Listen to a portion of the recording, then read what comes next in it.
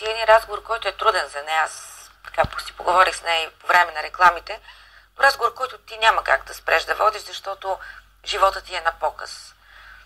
Вярваш ли обаче, Алисия, че има в живота наистина такива отношения между хората, като честност, откритост, липса на лъжа?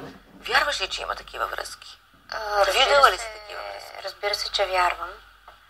Не е ли наивно? Ами то е наивно, но пък ако тръгваш с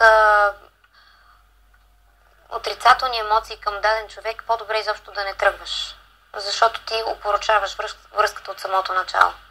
Така че аз казах и в началото на нашия разговор, трябва да вярваме в хубавите неща в живота, за да си ги предизвикаме. Аз вярвам, че съществуват такива неща. Така съм възпитана и в моето семейство определено присъстват.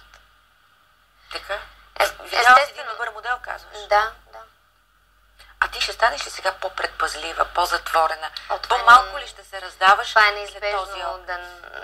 Ще стана със сигурност, дори да не го усещам аз самата в себе си. Със сигурност ще бъда много по-предпазлива.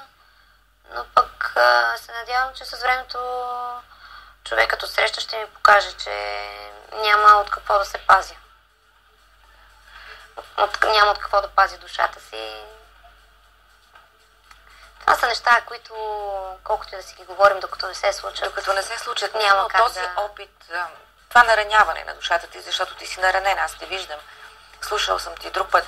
Дали няма да усъкати твоята емоционалност към следващия човек? Не, в никакъв случай няма да го допусна това да се случи. Аз наистина не исках да коментирам отново тази тема, но понеже е част от моят живот и знам, че е неизбежно. Аз ще се постарая, аз ти казах, тази година за мен е нова година. Аз започвам на чисто, затворила съм тази страница от живота си и ще се постарая да бъда истинска и искрена винаги. Пожелавам ти го от сърце, да срещнеш и любов, и приятели, и хора. Благодаря ти, че беше с нас в началото на тази нова година. Благодаря и на вас, че отново играхте на 4 очи. Сега останете с Кален.